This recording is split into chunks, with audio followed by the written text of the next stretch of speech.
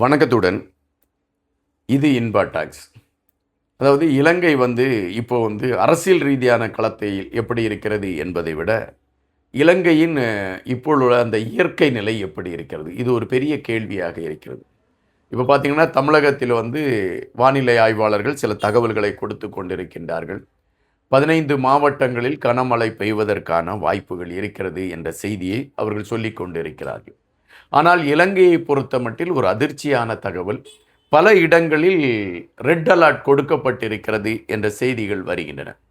எனவே இந்த காணொளி ஒரு அரசியல் ரீதியான கருத்துக்களை பதிவிடுவதோ அல்லது ஒரு பொது விஷயங்களை மையப்படுத்திய செய்திகளை பதிவிடுவதோ தேவையற்றது என்கின்ற அடிப்படையில் மக்களுக்கான சில தகவல்களை மட்டும் எடுத்து வைக்கலாம் என்கின்றதுதான் என்னுடைய பிரதான ஒரு களமாக இருந்தது. எனவே அது சார்ந்த கருத்துக்களைத்தான் பதிவிடுகிறேன்.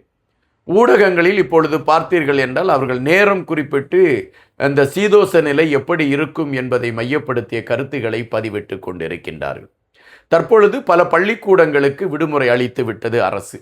காரணம் மழை கடுமையாக இருக்கும் என்கின்ற ஒரு காரணம் கூட.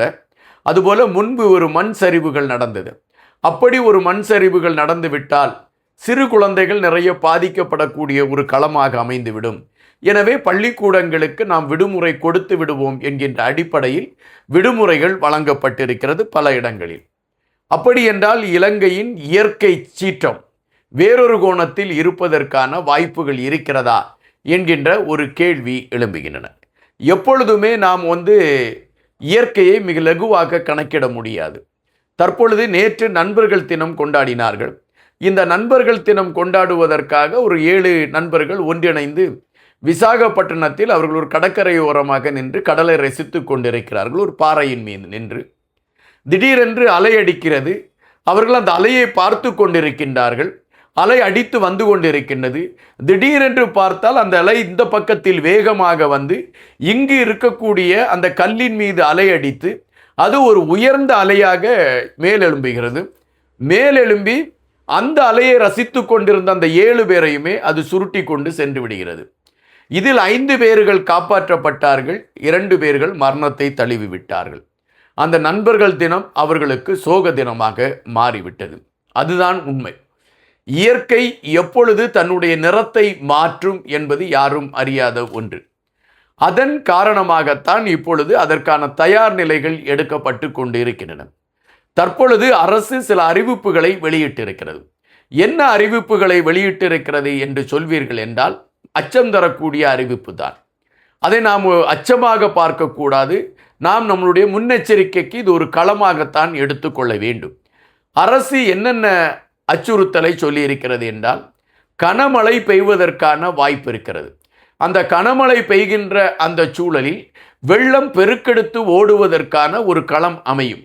வெள்ளம் பெருக்கெடுத்து ஓடக்கூடிய களத்தில் பல இடங்களில் நீர் வேகத்தின் காரணமாக மண் சரிவு ஏற்படுவதற்கான ஒரு களம் உருவாகலாம்.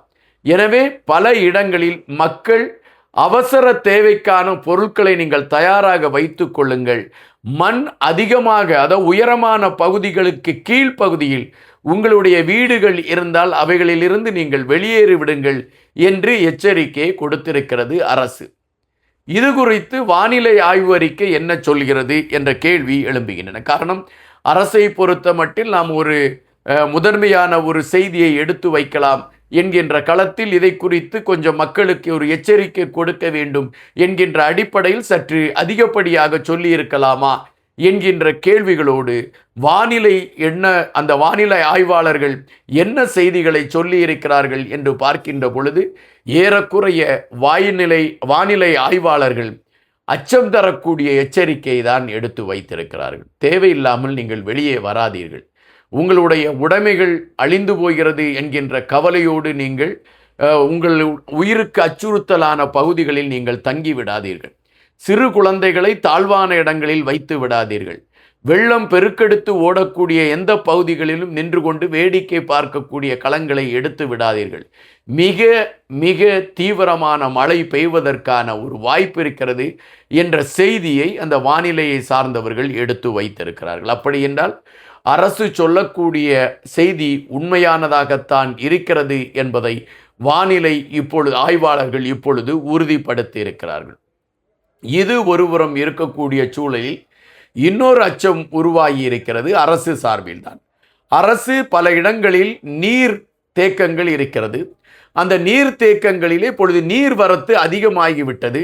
நீர்வரத்து அதிகமாகி அணையின் மேல்மட்டத்தை தாண்டி நீர் வெளியே செல்லக்கூடிய ஒரு களத்தை நோக்கி நகர்ந்து கொண்டிருக்கிறது.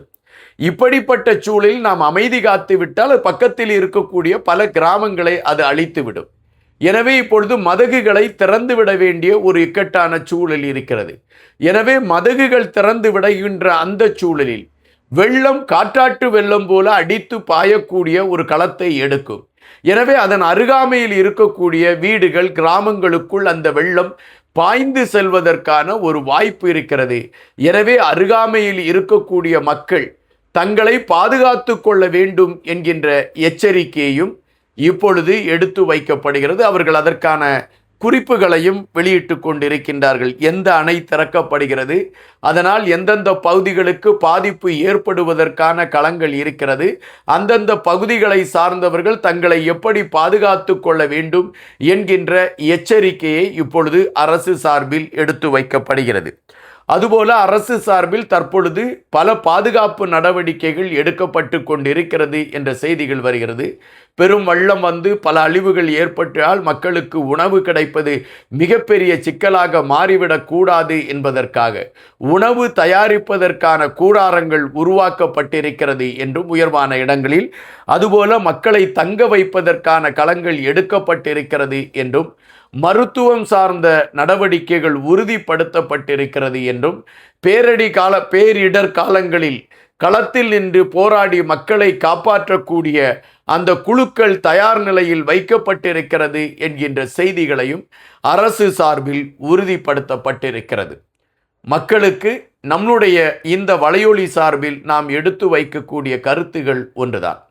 அரசு சார்பில் கொடுக்கப்பட்டிருக்கக்கூடிய எச்சரிக்கைகளை நீங்கள் கைக்கொள்ளுங்கள். காரணம், எப்பொழுது இயற்கை எந்தவிதமான தாக்குதலை நடத்தும் என்பது அறியாத ஒன்று. எனவே நீங்கள் உங்களை மிகவும் தயார் நிலையில் வைத்துக் கொள்ளுங்கள். மின்சாரம் தொடர்ந்து வருவதற்கான வாய்ப்புகள் இல்லாத ஒரு சூழல் மாறிவிடலாம். எனவே உங்களுடைய கைபேசிகளை முடிந்த அளவு அந்த கைபேசிகள் தயார் நிலையில் இருப்பதற்கான களங்களை எடுத்துக்கொள்ளுங்கள்.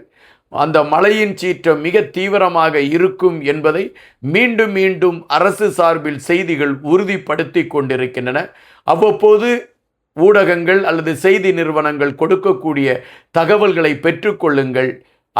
இது எங்களால் முடிந்த அளவு நாங்களும் உங்களுக்கு செய்திகளை கொடுத்து கொண்டு இருப்போம் என்று தெரிவிக்கின்றோம். நன்றியுடன் இன்பா.